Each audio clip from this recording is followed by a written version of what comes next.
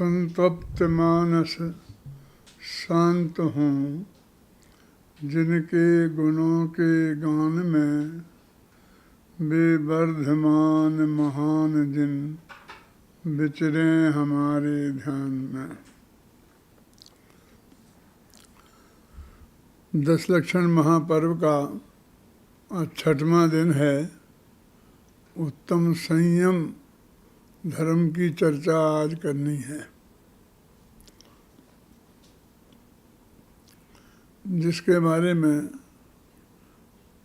पूजनकार लिखते हैं कि जिस बिना नहीं जिन राज सीझें, तू रुलो जग कीच में, एक घड़ी मत बिसरो करो, यह आयु जम मुख बीच में।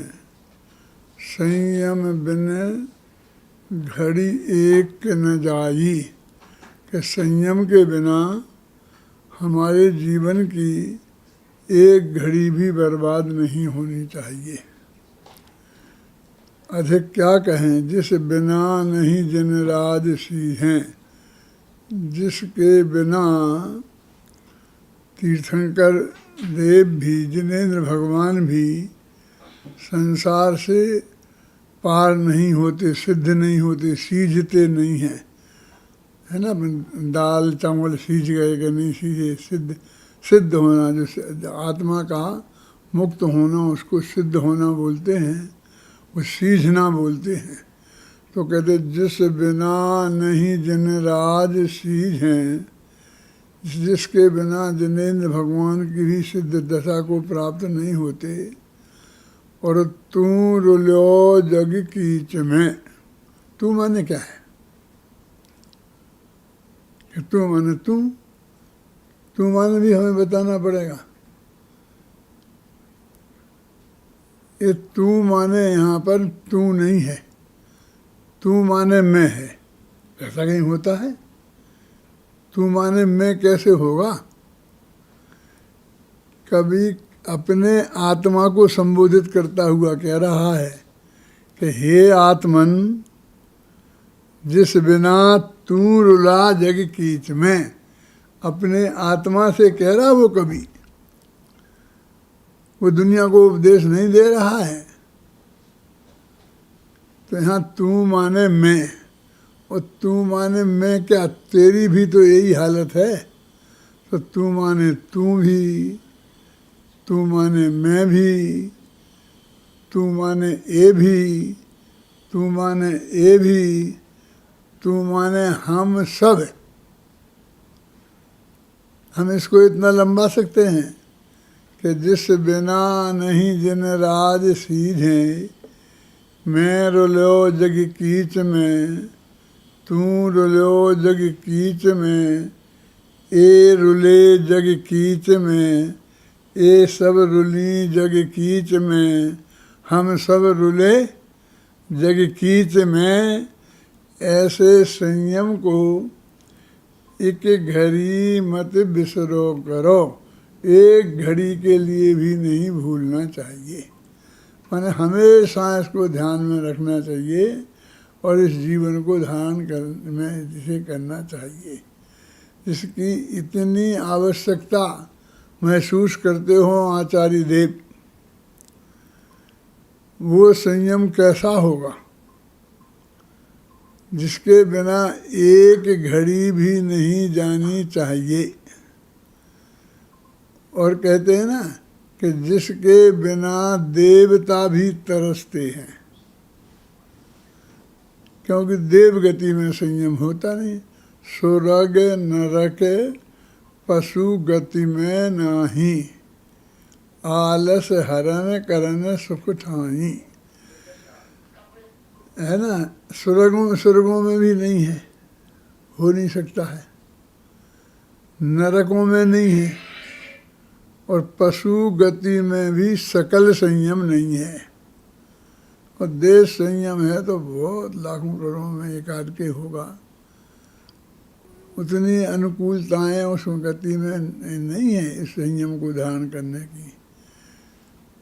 तो स्वर्ग नरक पशु गति में नाही, आलस हरण करन सुख ठाई।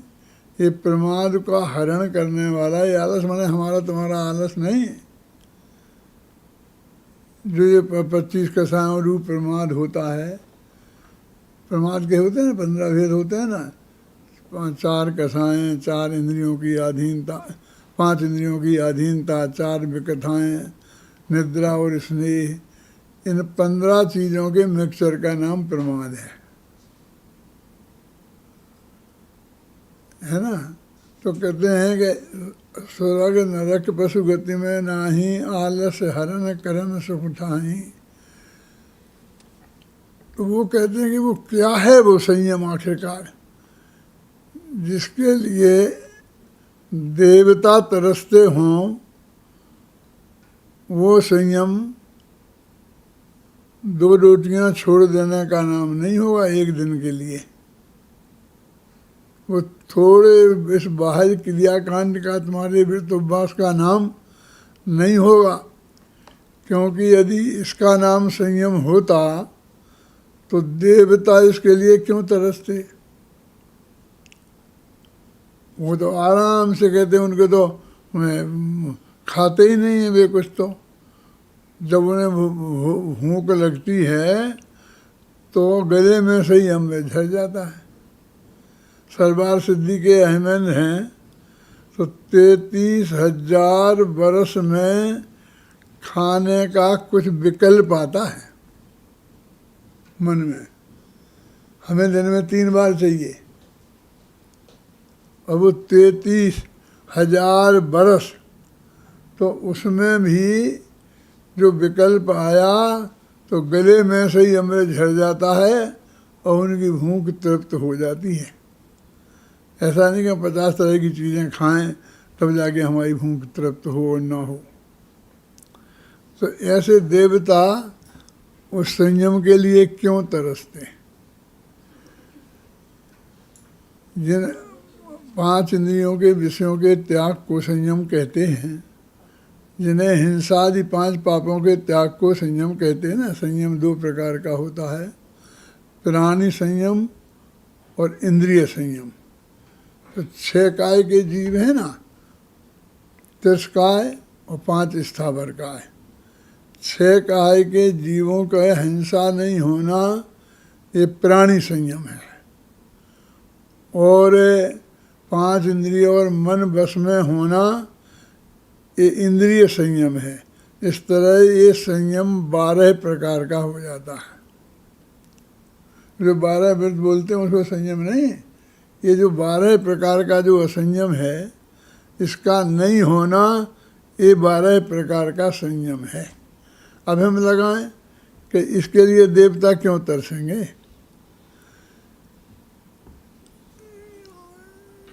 उनके जीवन में उनके माध्यम से एक जीव की भी हिंसा नहीं होती है। क्यों? कि उनका व्यक्ति एक शरीर होता है, इसलिए वो जीवों का घात प्रतिघात नहीं होता है। खाना पीना और उन सब चीज़ों में माने हिंसा का नाम मात्र, जिसे हम हिंसा कहते हैं ना, जीवों का घात, वो नहीं देखने में आती है। और एक शब्द भी झूठ नहीं बोलते, झूठ बोलने का कोई प्रसंग ही नहीं है। जितना भी उनके पास होता है परिग्रह, सारी जिंदगी उतना ही रहते हैं, एक नए पैसे की चोरी नहीं करते। और जितने उनके नियोग में देवांगनाएं वगैरह होती हैं, पर उनमें ही वे रहते हैं। वहाँ कोई ऐसा छीना झपटी और छेड़खानी का एक धंधा वहाँ नहीं है। और परिग्रह भी जितना होता है बस उतना ही रखते हैं, कोई कमाते नहीं हैं।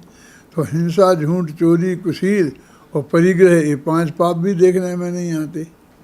और 5 इंद्रियों के विषयों की अधीनता, जैसे अभी बताई थी कि परे अप्रविचारा, 16 में स्वर्ग के ऊपर तो प्रविचार है ही नहीं। इस पर से इंद्रिय के विषय का सेवन, जैसे हम जगत वाले जीव विषय का सेवन कहते हैं, वो चीज़ है ही नहीं। और यहाँ भी दो स्वर्गों तक है मनुष्यों जैसा, फिर विचार, फिर बाद में शेष, स्पर्श, शब्द। और शब्द सुना और उनकी तृप्ति हो जाती है, मन में विकल्प आया और तृप्ति हो जाती है। तो ऐसा स्पर्श इंद्रिय विषय के का अभाव है। रसना इंद्रिय के विषय की बात, ऐसा दिन में 3 दफे खाने की बात नहीं है। मैंने बताया ना आपको कि 33,000 वर्ष में सर्वबार सिद्धि के हम इंद्रियों को। मन में विकल्प होता है खाने का तो गले से ही अमृत झड़ जाता है और उनका भूख शांत हो जाती। रसना इंद्रिय का विषय ऐसा है, जवान जूठी तब भी नहीं होती है। ऐसा ही घ्राण इंद्रिय का विषय समझ लो, चक्षु इंद्रिय का विषय भी समझ लो। ऐसा ही जाएंगे घूमने फिरने तो नंदन वन में जाएंगे तो वहाँ कीर्तन चैत्यालय हैं, असंख्य जिनबिम्ब हैं, रोजीना अपन भगवान की पूजन करते हैं और गिनाते हैं। तो जितने गिनाते हैं ना उतने तो गिनती में आए हैं इसलिए हैं। बाकी असंख्य भिनतरों के उन भवनवासियों के मकानों में जो हैं उनकी तो गिनती ही नहीं है। तो वहाँ घूमने जाते हैं। बोलो क्या है। और चक्षु इंद्रिय में भी जिन बिंबों के दर्शन बढ़िया बढ़िया सौम्य दृश्य देखते हैं। कोई गंदे सिनेमा देखने तो वे कहीं जाते नहीं हैं। और कर्ण इंद्रिय का विषय कि मधुर से मधुर संगीत भी उनको सुनने का विकल्प नहीं आता है और वो संयमी नहीं है। तो क्या कमी है उनकी। यहाँ तो ये कहते हैं कि संयम 2 प्रकार का है, हैं? और प्राणी संयम और इंद्रिय संयम। और इनको बोलते हैं प्राणी असंयम और इंद्रिय असंयम। और ये उनके नहीं है और मनुष्य गति में ये है। मुनिराज के तो है ही स्पष्ट ही, लेकिन अभी अणुवृत्ति के भी देश संयम है ना, संयम तो है। तो अब इनको लगाओ उनकी अपेक्षा कि इनको स्पर्श इंद्रिय का विषय कितना है। ना सही परस्त्री सेवन, लेकिन स्वस्त्री सेवन तो है ही ना। और कितनी स्त्रियां कि जितनी तुम्हारी मर्जी, 10, 20, 25, 50, जितनी भी तुम्हारी मर्यादा में तुम्हें रखना हो रखो। हों अनुव्रत लेता है कोई यदि गृहस्थ है तो जिसके उसके मान लो 10 रानियाँ 10 पत्नियाँ हैं तो ऐसा थोड़ी रख सकता है तो 5 छोड़ी हो 5 रखी। या तो 10 ही छोड़े या 10 ही रखे। तो इससे ज़्यादा अब मैं शादी नहीं करूँगा। और करूँगा तो ऐसा लेता है कि अभी 5 तो हैं और करूँगा तो 5 और करूँगा, उससे ज़्यादा नहीं करूँगा। तो ऐसा 5 हैं और 5 और करे, ऐसा कर ले, फिर भी वो उसके संयम है। और इनके परे अपर विचारा ऐसी पोजीशन है, फिर भी संयम नहीं है, हैं? रसना इंद्रिय का विषय बोला ना कि जवान में जूठी नहीं होती है और वो निकल जाता है। ऐसे ही घ्राण इंद्रिय का, चक्षु इंद्रिय का, कर्ण इंद्रिय के विषय भी उनके नहीं हैं और इस मनुष्य के तो हैं। आप समझिए कि चलो दूसरी प्रतिमाधारी है, संयमधारी है, लेकिन स्वस्त्री है, स्वस्त्री का सेवन है और शुद्ध सात्विक जो पदार्थ हैं जो अभक्ष नहीं हैं और उनका दिन में तो खाता है कि नहीं। ऐसा थोड़ी है कि अशुद्ध पदार्थ ही स्वादिष्ट होते हैं। जो बिल्कुल शुद्ध 8 पहरे घी का और बिल्कुल बादाम का हलवा बना है समझे ना, दिन में बना है तो बिल्कुल परम पवित्र है ना। मुनिराज भी उसको खा सकते हैं ना आराम से 8 पहरे घी का। तो वो के स्वादिष्ट नहीं होता है। माने 5 इंद्रियों रसना इंद्रिय का विषय अकेले अभक्ष पदार्थों में ही होता है ऐसा नहीं है। भक्ष्य पदार्थ में भी असंख्य पदार्थ ऐसे हैं जो बहुत हैं। और फिर तो ये तो व्यक्ति की बात है, किसी को कोई चीज़ अच्छी लगती है, किसी को करेला ही अच्छा लगता है तो करेला ही उसके लिए तो स्वादिष्ट है। तो रसना इंद्रिय का विषय भी उसको है। घ्राण इंद्रिय का विषय ना सही वो इत्र फुलेल का उपयोग करता होगा, लेकिन जो चंदन है, भगवान को चंदन घिस के चलाता है, मंदिर में चावल वगैरह रंगता है, तो उसकी गंध तो आती होगी ना, वो तो उन्हें उसे अनुकूल लगती ही होगी ना। घ्राण इंद्री का विषय भी है, चक्षु इंद्री का विषय। ना सही कोई गंदे गंदे सिनेमा वगैरह देखने जाता होगा, लेकिन भगवान के पंच कल्याणक तो देखने जाता है। वहाँ क्या देखने के बढ़िया दृश्य नहीं होते हैं, एक से एक बढ़िया दृश्य होते हैं। और कर्ण इंद्रिय के विषय ना गंदे गंदे गाना नहीं सुनता होगा, लेकिन आध्यात्मिक भजन और सुमधुर कंठ में तो सुनता होगा ना। हमें एक भजन बहुत अच्छा लगता है, लेकिन एक आदमी गाए तो हमें उससे ज़्यादा अच्छा लगता है, और मेरे जैसा गाए तो कोई रस नहीं लेता है। 4 आदमी बैठने को सुनने को तैयार नहीं है, हैं? और वो गौरव सोगानी गाए तो हजारों लोग सुनने को तैयार हैं। तो वो अध्यात्म के प्रेमी नहीं है, वो स्वर के प्रेमी हैं। उन्हें ही खुद ऐसा भ्रम हो जाता है कि हमें बहुत अच्छे लगते हैं, गौरव सोगानी के भजन अच्छे लगते हैं। तो भजन तो वही है, भजन का भाव तो वही है, लेकिन तेरे को वो कर्ण इंद्री का विषय है। ऐसे मन के बारे में तो 5 इंद्रिय और मन के विषय इस पंचम गुण स्थान वर्ती श्रावक के ज़्यादा देखे जाते हैं, और उस देवगति में नहीं देखे जाते हैं। अरे सम्य दृष्टि देवों के तो देखे ही नहीं जाते, मिथ्या दृष्टि देवों के भी नहीं देखे जाते हैं। ऐसी स्थिति में जो हमारे आचार्य कह रहे हैं कि स्वर्ग नरक पशु गति में नाही, आलस हरन करन सुख ठाई, ठाही पृथ्वी जल आग मारत रूख तृष करुणा धरो। ये 6 है ना जीव, 6 कायगे, उनकी रक्षा की बात है। वो सप रसन रसना घ्राण नैना, स्पर्शन रसना घ्राण नैना, और कान मन सब बस करो। ये सब इन 5 इंद्रियों को बस में करने वाला ऐसा जो संयम है, हम बाहर में स्पष्ट देखते हैं कि उनके है, और हमारे आचार्य भी कहते हैं कि ये संयमी है और वो संयमी नहीं है। तो इसका मतलब संयम कुछ और चीज़ का नाम है, जो इसके है और उनके नहीं है। इसके बारे में हमें गंभीरता से खोज करने की ज़रूरत नहीं है। जब हमने ये पढ़ा, शास्त्र पढ़े तो बात की जाने, तो पूजन तो पढ़ते ही हैं ना, साल में 10 बार तो पढ़ते ही पढ़ते हैं, 10 दिन पढ़ते हैं, पूजन करते हैं, तो उस दिन तो बोलते ही बोलते हैं ना।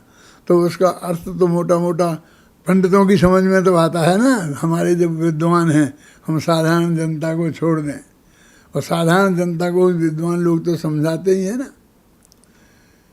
तो वो जो कहते हैं, तो ऐसी कोई चीज़ है जो उन्हें पंचम गुण स्थान वर्ती मनुष्यों के है और देवताओं के नहीं है। मनुष्यों की बात जाने तो त्रिंचों के है। कहते हैं शंभु रमन समुद्र में कितने हजारों हजारों संख्य त्रिंच पंचम गुण स्थान वर्ती वाले मौजूद हैं, माने वे संयम में मौजूद हैं। क्या तो क्या चीज़ है वो?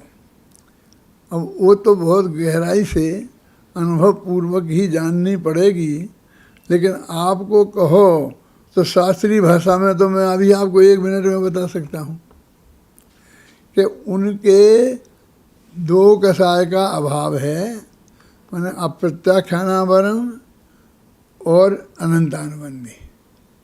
अनंतानुबंधी और अत्याख्यानावरण क्रोध मान माया लोभ का अभाव है उस मनुष्य के, उस त्रिंच के जो पंचम गुण स्थान वर्ती है, और उन देवों के नहीं है।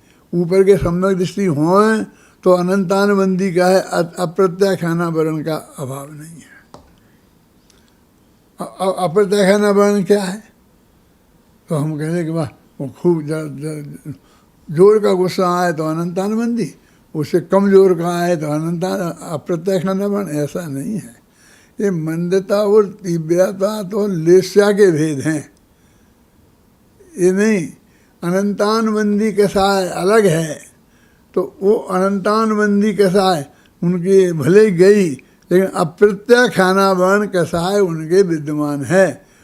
वैसा पंचेंद्रिय का विषय त्याग होने पर भी, जैसा अभी बताया था ना, 33,000 वर्ष तक खाने का विकल्प नहीं आता, ऐसा होने पर भी उनके वो असंयम है। कौन सा?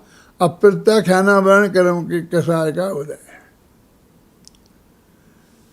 शास्त्रीय भाषा में तो स्पष्ट हो गया है ना। और बाकी अनुभव की चीज़ है, तो अनुभव में आ भी जाएगा तो उसे भाषा प्रदान करना संभव नहीं है। संभव होता तो हमारे आचार्य देव पहले ही उस भाषा को अत्यंत स्पष्ट शब्दों में व्यक्त कर देते थे।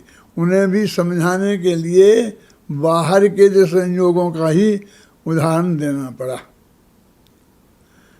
अब हमारे लिए समझाने की समस्या इतनी है, देवगति की तो अभी देवों को तो किसने देखा है, लेकिन हमारे जो हमें चक्रवर्तियों के पढ़ते हैं ना, तो वो ही हमारे गले नहीं उतरता है कि इतने इतने भोग, इतनी भोग सामग्री, इतनी सारी सामग्री इकट्ठी, और चक्रवर्ती के भोग में अंतराय नहीं पड़ता है, और ये होता है वे होता है, दुनिया भर की बातें हमारे गले ये ही नहीं उतरती है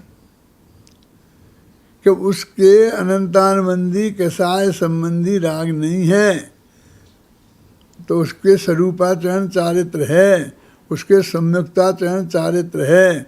वो बिल्कुल संयम न असंयम हो ऐसा नहीं है, और वो बिल्कुल माने बहुत थोड़ा सा है ऐसा नहीं है। अनंतानुबंधी गई तो अनंत संयम आ गया, और जो वो रह गया ना प्रत्याख्याना वर्ण, वो प्रत्याख्याना वर्ण और संजुलन के उदय वाला असंयम, उससे वो अनंत गुणा है। चारित्र मोह की प्रकृति माने मिथ्यात्व तो अलग है, वो तो दर्शन मोह की प्रकृति है, लेकिन अनंतानुबंधी भी है ना, और वो भी साधारण नहीं है। फिर कहते हैं कि ऊपर से दिखाई, वो कहते हैं ना वो कि वो छठला में पंक्ति आती है ना, चरित्र मोह बस लेस न संयम, लेस भी संयम नहीं है चारित्र मोह के बस से। तो अनंतानुबंधी जो प्रकृति है वो चारित्र मोह की नहीं है ना, और वो चली गई तो वो अप्रत्याना खाना वर्ण से कई गुणी ताकत वाली है ना। ये तीनों कसाएं उसके सामने पासंग में नहीं बैठती हैं। फिर इतनी चली गई हो तो आप कहते संयम नहीं आया, लेकिन वो संयम आया, लेकिन वो बाहर में दिखता नहीं है व्यवहार में। वे कहते जब बाहर से नहीं दिखेगा तो हम क्या कहेंगे, यदि अनंतानुबंधी के जाने से संयम ही कहेंगे तो फिर बाहर में तो चक्रवर्ती का वैभव दिखेगा, 96,000 पत्नियां दिखेंगी, शादियां दिखेंगी, लड़ाई लड़ता दिखेगा, और कहेंगे ये संयमी है। तो झूठा थोड़ी कहेंगे, है ना, आगम में लिखी हुई बात है ना। लेकिन कहते भाई हमारी चरणान योग की मर्यादा ये है कि जब वो बाहर दिखे जादू तो वो है जो माथे पे चढ़कर बोले। हमें वहाँ सिद्ध करना पड़े और हमको एक प्रमाण देना पड़े और आगम खोल खोल के बताना पड़े, तो वो ये नहीं कहते हैं। इसलिए कहते हम तब तक उसे असंयमी कहेंगे। जब वो बाहर आके दिखेगा तब उसे हम संयमी नाम देंगे। लेकिन ये नाम तुम्हें जब देना हो देते रहना है, लेकिन काम हुआ क्या नहीं हुआ। अनंतानुबंधी का जो काम था वो वहाँ रुका क्या नहीं रुका है। वो अनंतानुबंधी का काम वहाँ रुक गया ना। ये जो मैं इसको जरा आपको करुणान योग की से समझाता हूँ, थोड़ा समझ लो विद्वानों के लिए सही। पहले गुणस्थान से जीव निकलता है तो 16 प्रकृतियों की बंध विच्छुत्ति होती है। तो मिथ्यात्व के कारण तो वे 16 प्रकृतियाँ बनती हैं। मिथ्ये मिथ्यादावम सोहम तियम जो है ना, तो वो तो मिथ्यात्व का काम तो वो है। अब जो चौथे गुणस्थान में बाकी 41 प्रकृतियाँ जो बनती हैं, 16 को छोड़ के जो भी बनती हैं, वे सब तो अप्रत्याख्यानावरण, प्रत्याख्यानावरण संजुलन के उदय के कार्य थे, हैं? तो वो गए क्या नहीं गए, उनसे होने वाला बंध रुका क्या नहीं रुका, तो रुका तो वो संयम से रुका है, वो मिथ्यात्व के रुकने से नहीं रुका है, सम्यक्त के होने से वो नहीं रुका है। सम्यक्त के होने से वे तो 16 प्रकृतियाँ रुकी। आप ख्याल में आई बीरसा के नहीं, 16 प्रकृतियों की बंध विच्छुत्ति हुई, बाकी जो 25 प्रकृतियाँ दूसरे गुणस्थान में होती हैं, 4 प्रकृतियाँ तीसरे गुणस्थान में होती हैं, और चौथे में जितनी 10 वगैरह जितनी भी होती हों, वो सारी प्रकृतियाँ वो उसकी वजह से रुकी हैं। तो वो चारित्रभुज का काम है क्या नहीं है, तो कितना बड़ा काम हो गया। अब उन प्रकृतियों को मैं देखो, अरे जैसे अनंतानबंदी के उदय में अनंतानबंदी बनती है, तो अप्रत्याख्यान बन के उदय से अप्रत्याख्यान बनती होगी, तो अप्रत्याख्यान तो रुकी होगी ना। जो भी तुम 25 के मुझे नाम अभी याद नहीं है, नहीं मैं आपको गिना देता है ना, कोई करुणा योग वाले से पूछ लेना। तो वे सारा बंद प्रकृतियों का रुका है ना, तो उतना असंयम गया कि नहीं गया, बहुत स्पष्ट ही सिद्ध होता है। गजब की बात तो ये है कि हमको तो अध्यात्म वाला कहते हैं और अपने को करुणा योग वाला मानते हैं। जो लोग जितने भी त्यागी व्यक्ति हैं, वे करुणा योग वाले भी नहीं मानते हैं कि उनके संयम आया है। वे कहते हैं नहीं हम तो नहीं मानेंगे, हम तो जब आ जाएगा तभी मानेंगे, हम तो 7वें गुणस्थान में मानेंगे, 6वें में मानेंगे, 5वें में मानेंगे। लेकिन वो कैसा है, गई है करुणा योग में इतना स्पष्ट लिखा है, इतना पढ़ा है, हमने तो 12 वर्ष की उम्र में पढ़ लिया था क्या, कि कौन से कौन कर्म के उदय से कौन कौन सी प्रकृति कैसी क्या बनती है, हैं? तो ये आप बताइए कि वो संयम उनके आ गया चौथे गुणस्थान वाले के, और पंचम वाले के तो आ ही गया, तो अपन ने मान ही लिया है, और उनके नहीं है देवगति में। तो इसका मतलब संयम कोई दूसरी चीज़ है। हमें इतना तो ख्याल आना ही चाहिए, वो हमारे ध्यान में आवे चाहे नहीं आवे, लेकिन है कोई चीज़। अब हम अकेला ये बाहर की चीज़ें पाल करके थोड़ा, और फिर मैं चौड़ा और बाजार सकड़ा हो जाता है। तुम लोगों का एक कर्तव्य है, सब त्यागी वृत्तियों को ये करें। काय के त्यागी, कैसे त्यागी? मैंने कहा तुम्हारी कौन सी प्रतिमा है? काय की प्रतिमा, कैसी प्रतिमा? कह रहे भाई जो गृहस्थ होते हैं ना, तो जो वृत्ति होते हैं ना, वृत्ति, तो अपने वृत्तियों की 11 प्रतिमाएँ होती हैं, तो उनमें से कोई ना कोई प्रतिमा होती है। नहीं तो चौथे गुणस्थान में आप वृत्ति होते हैं। अब पंचम गुणस्थान में वृत्ति हुए, तो पंचम गुणस्थान में 11 प्रतिमाएँ होती हैं। हमने ये 10 वर्ष की उम्र में पढ़ लिए थे, तुम लोगों ने भी पढ़ लिए होंगे। 11 प्रतिमाएँ पढ़ ली थी ना, तो वे पंचम गुणस्थान में होती हैं ना। तो वे जो प्रतिमाएँ हैं उनमें कौन कौन से क्या क्या होता है, जिसके कारण हम उसे संयमी कहते हैं, और उनका जीवन कैसा होता है, आज कैसा है, ये तो भगवान ही मालिक है, उन्हें छोड़ दो हम। लेकिन तो भी शास्त्र के हिसाब से आपकी समझ में थोड़ा बहुत तो आता होगा। वो संयम का स्वरूप, हम संयम का स्वरूप जानते कि नहीं जानते हैं? आरोप लगाते हो हम पे कि तुम में संयम नहीं है, लेकिन तुम संयम का स्वरूप जानते कि नहीं जानते, हमें इतनी बात बताओ। हम तुम पे आरोप नहीं लगा रहे कि तुम्हारे नहीं है, और बिना जाने ही हो जाता हो, और तुम्हारा ऐसे ही चलता हो, तो काम हम कुछ कहना नहीं चाहते। लेकिन तुम स्वरूप ही नहीं जान रहे अभी, असली जो चीज़ है संयम, और वो हमारे नहीं है ना। और जो शास्त्र क्लियर कह रहे कि देव गति में वो नहीं होता, नरक गति में वो नहीं होता है, और त्रिंच गति में भी देश संयम होता है, लेकिन ये नहीं होता। तो त्रिंचों को अभी एक तरफ छोड़ो। तो मनुष्य गति किसके जीवों से हमारे जो जिनको तो आप महासंयमी मानते हो, 11 प्रतिमाएँ होती हैं, तो एलक और छुल्लक तक तो मानते हैं ना 11 प्रतिमा में। वैसे तो आर्यिकाएँ भी 11 प्रतिमा माने पंचम गुण स्थान वर्ती ही हैं, छठवें में वाली तो नहीं है। इसको तो कोई कुछ कह नहीं सकता है, भले ही वे चरणान योग निकाल के बताएं कि देखो आर्यिकाएँ मुनिराज बराबर होती हैं, मुनिराज जैसा उनको वो करने लायक है, लेकिन हमें तो कर्णान योग निकाल के बताओ कि कौन सा गुण स्थान है। और गुण स्थान यदि 5वां है तो 5वां तो श्रावकों का गुण स्थान है, तो वास्तव में तो ये श्रावक हैं, साधु कहाँ हैं। खैर अब ये झगड़े में पड़ने से क्या फ़ायदा, क्योंकि वो श्रावक के भी कहाँ पूरे नियम। अब इतने स्थिति आ गई, एलक छुल्लक की पोजीशन में आ गए और उनको वो बता रहे कि ये संयम है, जो क्रियाकांड है, तो ये कुछ नहीं है, क्योंकि ऐसा जीवन उनका है, इससे बढ़िया जीवन सर्वार सिद्धि के अहमेंद्रों का है और 9वें गृहविक के देवों का है, मिथ्या दृष्टियों का है। वो तो कहते सब धर्मात्मा सहायक सम्यक दृष्टि हैं, लेकिन 9वें गृहविक तक तो जाते हैं, जो द्रविलिंगी मुनि जाते हैं ना, कहते हैं 9वें गृहविक तक, तो 9वें गृहविक तक मिथ्या दृष्टि रहते कि नहीं रहते हैं। और तहते हैं चाहे थावर्तन धरे और यूँ परिवर्तन पूरे करे।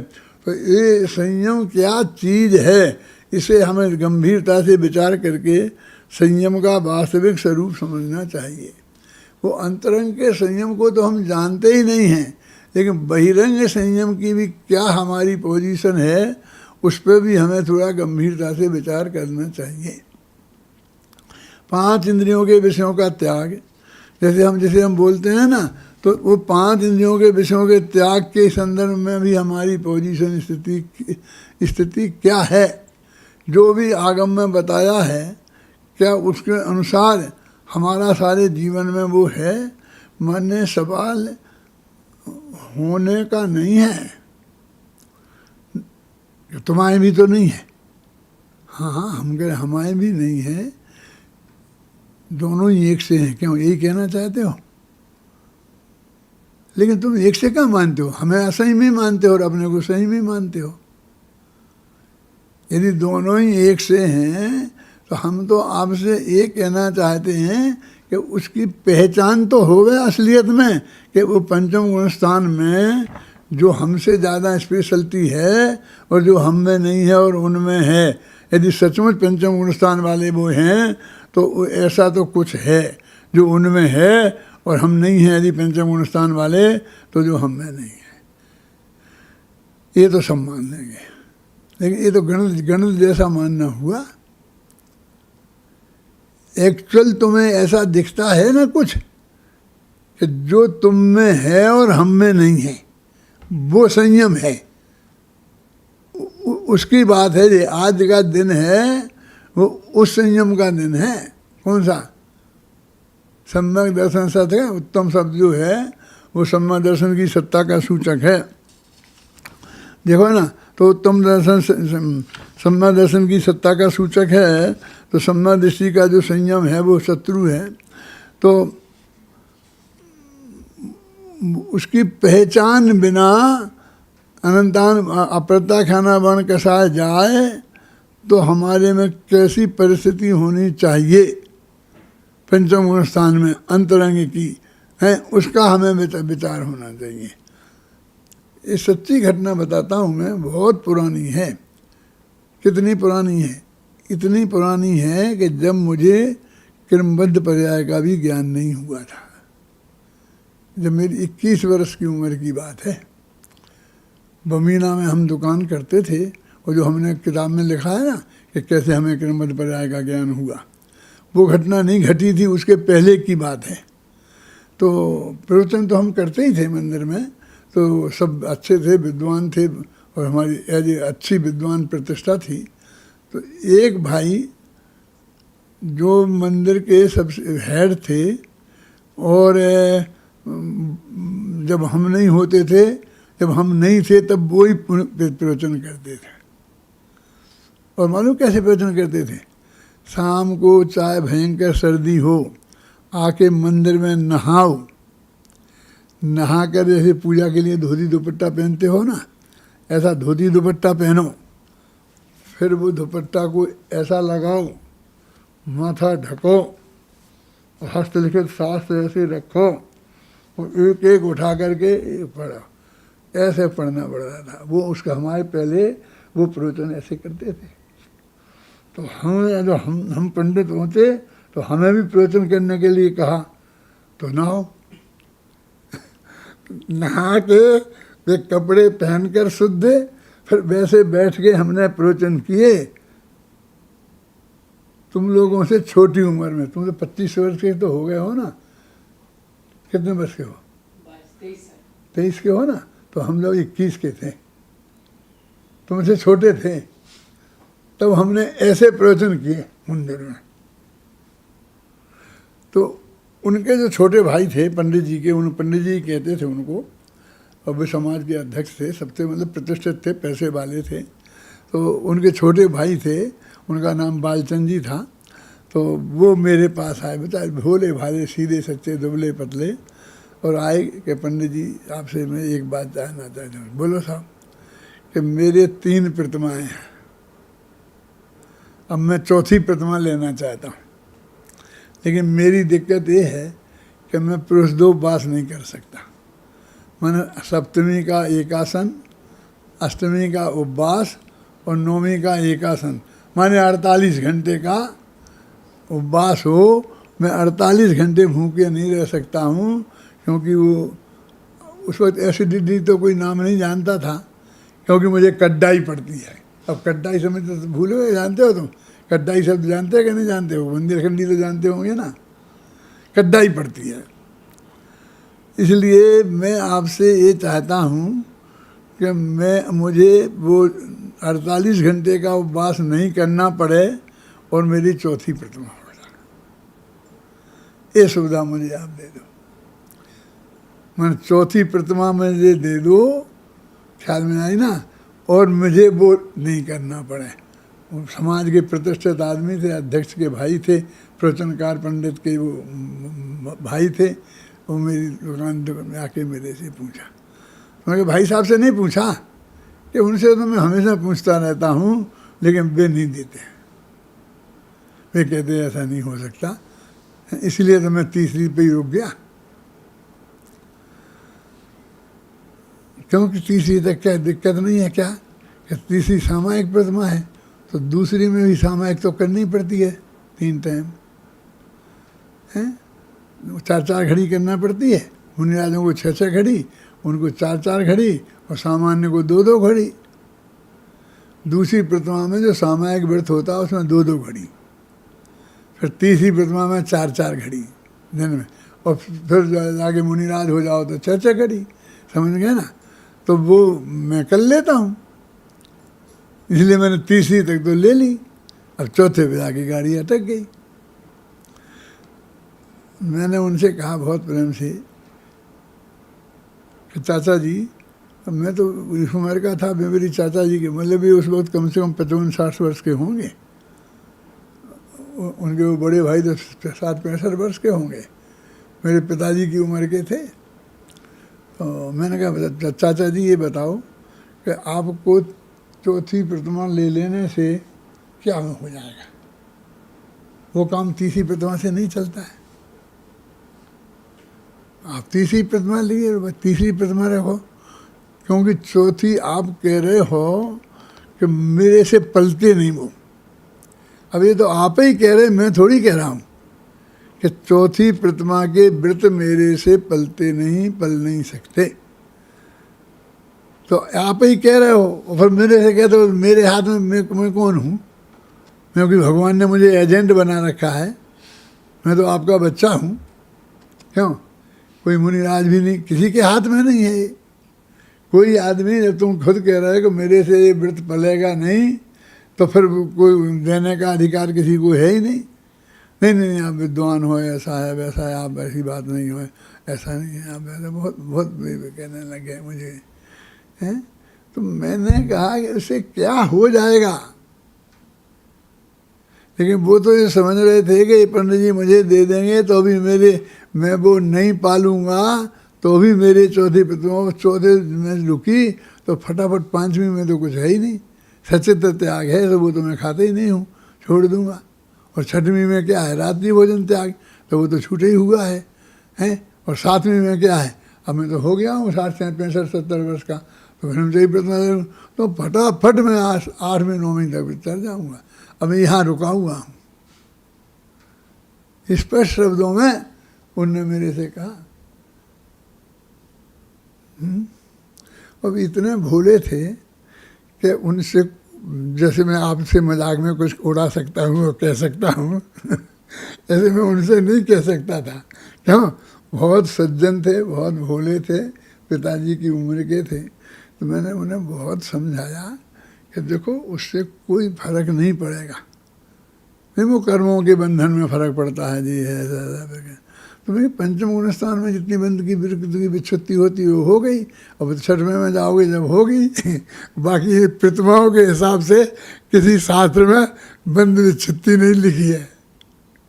अब जी समझे, ये उस वक्त मैंने उन्हें समझाया है। फिर मैंने शाम को अपने प्रवचन में भी ये कहा कि चाचा जी मेरे पास आए थे, मेरे से ऐसा ऐसा कहते थे, लेकिन ये ऐसे कैसे हो सकता है।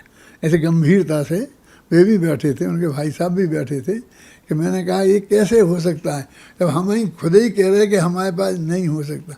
तो हम इन बाहर की क्रियाओं पर हमको जल्दी उसकी क्या हो रही है।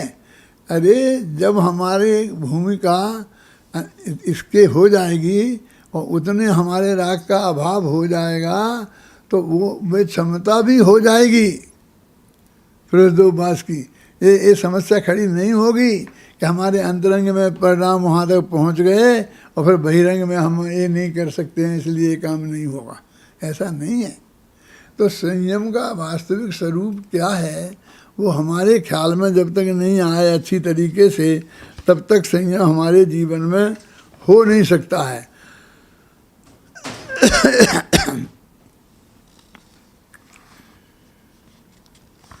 वास्तव में स्थिति तो ऐसी है कि हमारा ज्ञान भी 5 इंद्रियों के अधीन है और हमारा सुख भी 5 इंद्रियों के अधीन है। इंद्रियाधीन है, इंद्रियातीत ज्ञान चाहिए हमें और इंद्रियातीत सुख चाहिए। और इनका ये नियम है कि दोनों एक साथ ही रहते हैं। ज्ञानानंद एक सिद्धांत की दृष्टि से जब चर्चा होती है तो ज्ञाता दृष्टा आत्म राम, ज्ञान और दर्शन गुण मुख्य होते हैं। जब अध्यात्म की दृष्टि से चर्चा होती है तो ज्ञानानंद, मैं ज्ञानानंद स्वभावी हूँ, ज्ञान और आनंद गुण मुख्य होते हैं। तो जब वो प्रवचनसार में आता ना अतीन्द्रिय ज्ञानाधिकार तो अतीन्द्रिय सुखाधिकार। तो जो हमारा जो अतीन्द्रिय ज्ञान नहीं है ना हमारे पंचमगुण स्थान में, तो अतीन्द्रिय सुख भी उसी अनुपात में ही होगा ना।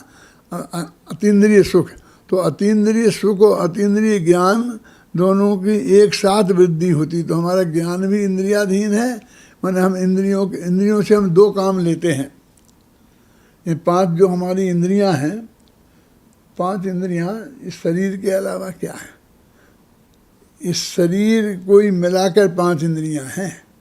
सारा शरीर तो स्पर्शन इंद्रिया है ही, फिर आँख भी स्पर्शन में ही है, कान नाक सब इस शरीर के अंदर ही है ना। ये शरीर है, चाहे शरीर कहो चाहे हमारी 5 इंद्रियां कहो, मन भी उसमें शामिल है। 5 इंद्रियां और मन, इनसे 2 काम करते हैं। अब आँख से लगाएं कि आँख से हम देखने का माने ज्ञान करने का काम करते हैं। ये काला है, पीला है, चौकोर है, ये हम देखने का निर्णय करते हैं ना, तो ये आँख से करते हैं। तो ये ज्ञान करते हैं और फिर इसका आनंद भी लेते हैं। जैसे रसना इंद्री से हम चखने का कि एक खट्टा है कि मीठा है, जैसे अपन कहते हैं, माँ बहन कहती हैं देखो जी दाल ठीक है, नमक ठीक तो है, तो हम उस वक्त जब दाल को मुख में डालते हैं तो उस वक्त हमारा चखने का उद्देश्य रहता है कि हाँ ठीक है, नमक ज़्यादा नहीं है, कम नहीं है। और जब हम खाना खाते हैं तब चखने का उद्देश्य नहीं रहता, तब आनंद लेने का।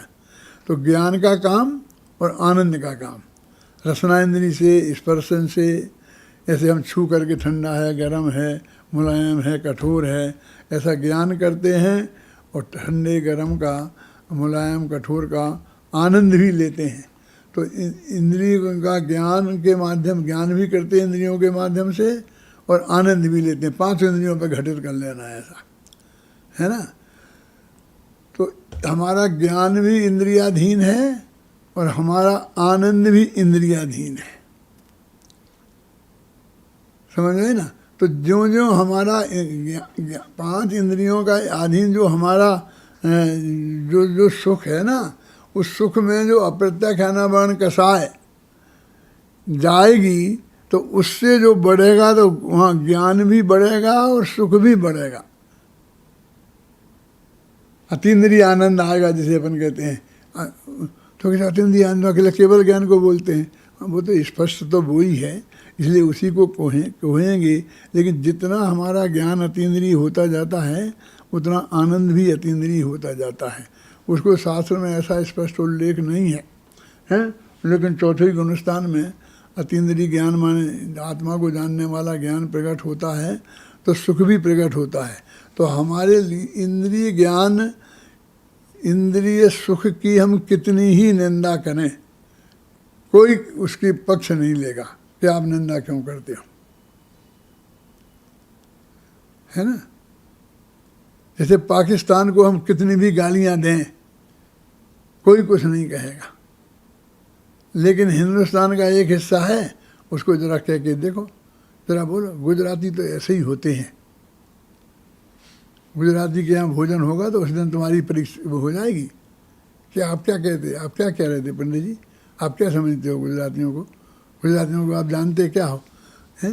लेकिन पाकिस्तान की आप कितनी भी निंदा करना कोई कुछ नहीं कहेगा।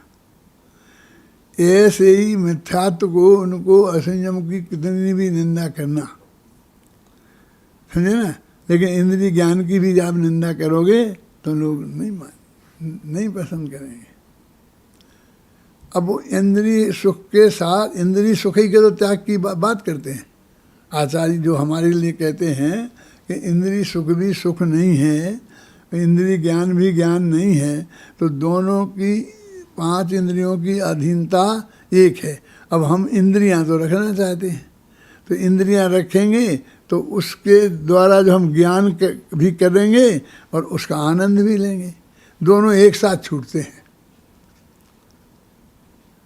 अब इंद्रिय सुख की हम कितनी भी निंदा करें, लेकिन इंद्रिय ज्ञान के बारे में नहीं बोल सकते हैं।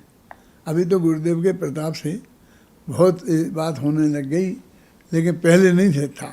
तो अब ये कहते हैं कि इंद्रिय ज्ञान और इंद्रिय सुख, जैसे हम इंद्रिय सुख के बारे में कुछ जितना भी निंदा करें कि बुरी चीज़ है, उससे पाप बंद होता है, फिर ये होता है वो होता है, तो कोई कुछ नहीं कहेगा। लेकिन इंद्रिय ज्ञान के बारे में बोलते ही एकदम सामने 10 आदमी खड़े हो जाएंगे। तो हम भी धीरे धीरे इसी रास्ते पे हो गए कि काय को झंझट में पड़ना, हमें काय को छेड़ना इसमें। अगर शांति से हमारे दिन निकल जाते हैं 10 और कोई माथा पच्ची नहीं होती है तो हम नहीं करें। बस धीरे धीरे वो विषय इंद्रिय ज्ञान की जो निरर्थकता है, जिसे इंद्रियों को जीतने का काम जिसे अपन कहते हैं, जितेंद्रिय जिन जिसके बारे में, तो वो चर्चा ही में से गायब हो जाता है, क्योंकि उसकी चर्चा आफत मानी जाने लग गई। ये तो पूज्य गुरुदेव श्री की महिमा है कि उन्होंने कैसे लोगों के बीच में और कितने डंके की चोट और लगातार वर्षों तक उस बात को कहते रहे, और उनके लगातार कहते रहने से देश में एक ऐसा वातावरण बन गया, एक ऐसा श्रोता वर्ग बन गया कि आज हम भी उसके बारे में बात कर सकते हैं। तो हमारा ज्ञान भी इंद्रियाधीन और हमारा सुख भी इंद्रियाधीन। तो हम जब इंद्रियों को जीतने की बात करते हैं तो इंद्रिय सुख के साथ इंद्रिय ज्ञान भी है, ये बात भी हमें समझना चाहिए। तो ये संयम में आएगी।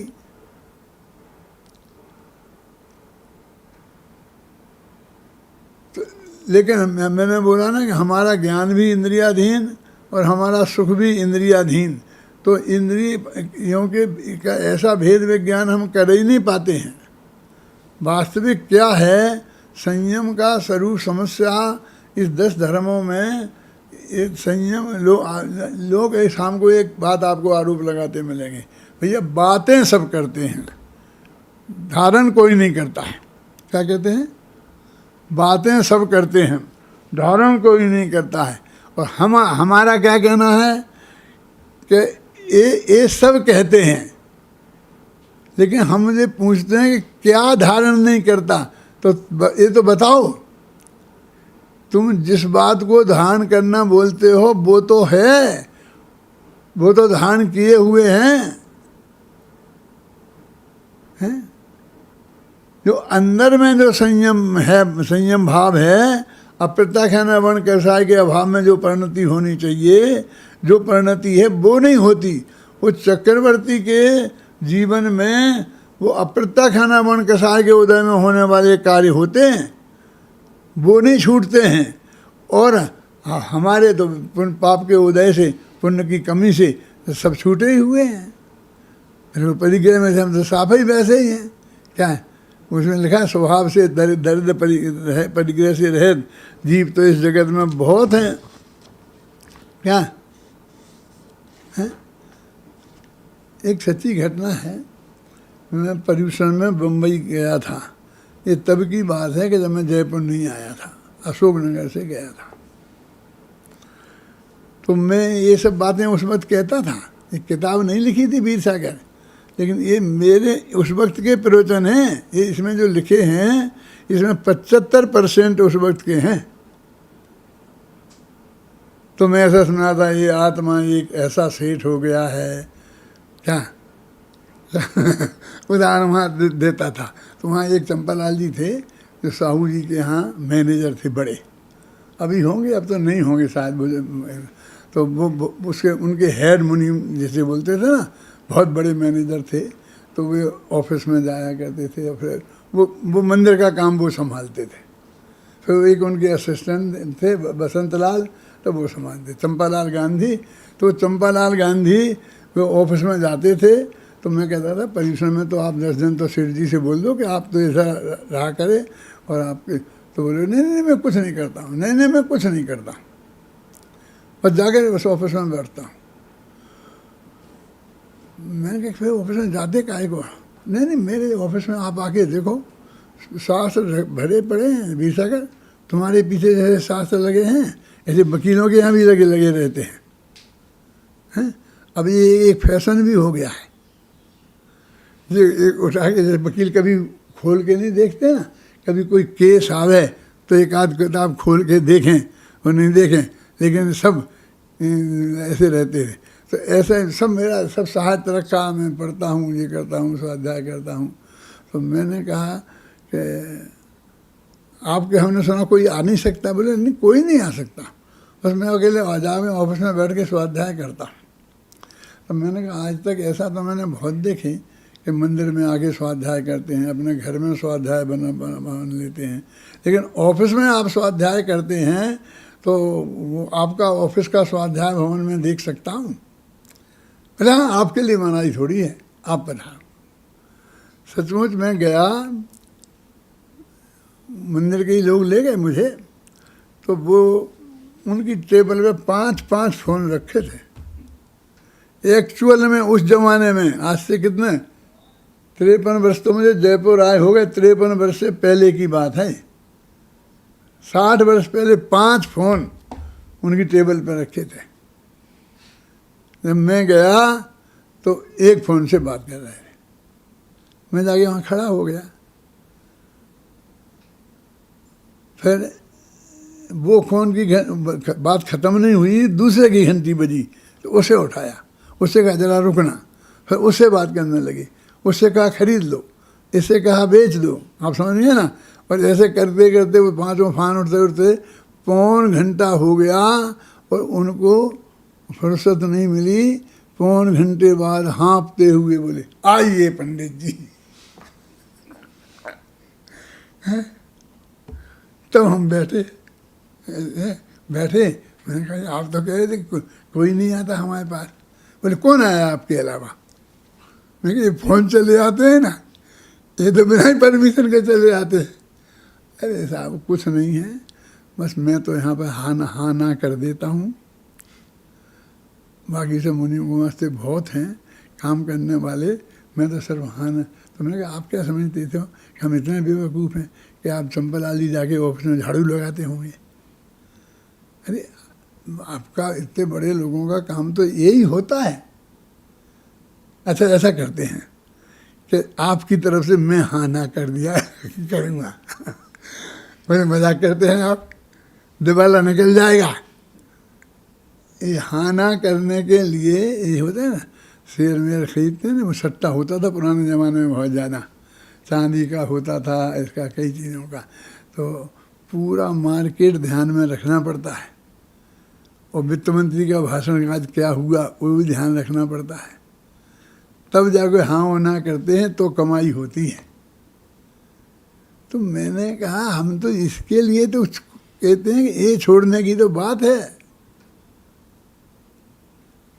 और एक किताबों की कब से नहीं खुली हैं, पर यहाँ रखी हैं आपको आगे दिखा, हम जैसे पंडितों को दिखाने के लिए, ये देखने के लिए। ये 5 इंद्रियों के विषय ज्ञेय रूप भी होते हैं और भोग रूप भी होते हैं। भोग रूप विषय तो हमने अनेक बार छूटे और पाप के उदय से छूट जाते हैं। पाप का उदय भी कई तरह का होता है, वो बताऊंगा नहीं, दिक्कत है बताने में। क्यों? एक तो ऐसा है कि अपने सामग्री नहीं है, घर में खाने कोई नहीं है, घी ही नहीं है, चीनी नहीं है, तो फिर सब रूखा सूखा खाना ही पड़ेगा ना। एक तो ऐसा त्याग होता है, और एक ऐसा होता है सब सामग्री पूरी रखी हुई है, और अपना पाप के उदय से हमें ऐसी बुद्धि जगी कि आज मेरा उपवास है ना, खतरनाक बात। माने भोग सामग्री सामने मौजूद हो और फिर हम उसे नहीं भोगें तो वो भी हमें उपलब्ध नहीं हुई ना। हम समझते क्या उपलब्ध तो है ही, उपलब्ध तो है ही। अरे उपलब्ध तो मुंह में आगे आए वो खाना उसे उपलब्ध बोलते हैं। आपको डॉक्टर कह दे मत खाना, वैद्य कह दे मत खाना, पंडित कह दे मत खाना, माने किसी भी निमित्त से उसका खाना नहीं बने, वो होवे नहीं, या और कारणों से। उनमें एक कारण ये भी हो सकता है कि तुम्हें धर्म का तो पता नहीं, त्याग किसे कहते हैं ये तो जानते नहीं, संयम किसे कहते हैं ये तो जानते नहीं, लेकिन उपवास करना चाहिए। लोग 3 उपवास करते हैं, तो 1-3 दिन मैं भी करके देखूं ठीक रहेगा। तो ऐसी बुद्धि आ जाए हमारे विपुल को, आ जाए, और जो 3 दिन का ठोक देवे, और वजन भी कम हो जाएगा। क्यों है? वजन भी कम हो जाएगा, और वो बात कर दे तो मैं कहूँगा कि पाप का उदय आ गया तो नहीं खा रहा है। तो तुम कहे क्या बात करते हो, ये धर्म को पाप का उदय कहते हो तुम? हाँ 90% ऐसा ही होता है, क्योंकि वो जो त्याग जहाँ होता है अभय जी, उस त्याग के लिए जितनी अंदर की शुद्धि की चाहिए वो तो है ही नहीं ना। तो वैसे ही हुआ ना, बता मुझे, कोई किसी भी विकल्प से हुआ, धर्म के ही विकल्प से हुआ है, लेकिन वो नहीं है ना। जैसे अनंता अप्रता खनावन के साय का उदय का भाव होना चाहिए, मन वो नहीं होनी चाहिए, तो वो तो नहीं है, वो तो सब मौजूद है हमारे। और फिर हमने ऐसा छोड़ दिया, तो वो किसी भी कारणों से जितने जो बातें होती हैं, ये मतलब बम्बई में होते हैं ना, जुलूस निकलते हैं, फिर ये होते हैं, ये होते हैं, और भी 10 दिन का उपवास करके जाते हैं, और फिर भी जाके अमेरिका में शादी हो जाती है, फिर भी अमेरिका में पहुंच जाती हैं, फिर वो बिल्कुल अर्धनग्न अवस्था में वहाँ घूमती हैं, आराम से हमें मिलती हैं वहाँ कि पंडित जी आपने मुझे पहचाना नहीं। मैं कहा नहीं ध्यान नहीं आया। अरे मैं उनकी लड़की हूँ, मैंने भी 10 उपवास किए थे, आप पधारे थे। मैंने उसको उपवास का क्या अर्थ होता है, अंदर में कैसी परिणति होनी चाहिए, और कौन सी, जैसे शास्त्र में आता है उसमें, तो उस भूमिका में अंदर में तो वो तो बिल्कुल ही नहीं है, जीरो ही नहीं है ना, तो मैं क्या कहूँ उसे? अब तुम्हें नहीं कहलावाना है पाप का उदय तो नहीं कहलाता हूँ, लेकिन ये अज्ञान नाम का पाप का उदय हुआ। सब आपके ख्याल में आई ना, समझ में आई? माने बस ऐसी हमारी बुद्धि ऐसी सूझ गई, ऐसी बुद्धि में ऐसा आ गया। कुछ लोग स्वास्थ्य के नाम पर, कुछ रामदेव के चक्कर में आते हैं। और मैं ये तो कह नहीं सकता हूँ कुछ दिन देव के चक्कर में आते हैं, क्योंकि वे तो किसी से कुछ कहते नहीं हैं, हैं? और वे छोड़ दे, जब अंतरंग में परिणति की बात कहीं पता नहीं है तो आप समझना चाहिए क्या होना चाहिए।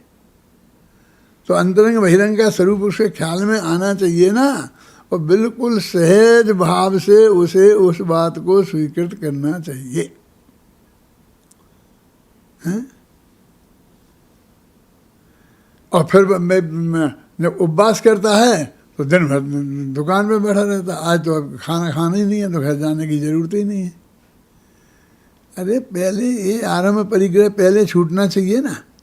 उस दिन जिस दिन तुमने उपवास किया है उस दिन तुमको ये सब पहले छूटना चाहिए। दुकान पे जाना, वो दुनियादारी के काम करना छोड़ना, इनसे छूट करके दिन भर स्वाध्याय में समय जाए, वो होना चाहिए ना। तो वो ऐसा अंतरंग त्याग का नहीं है तो बाहर के ऐसे त्याग से क्या होने वाला है।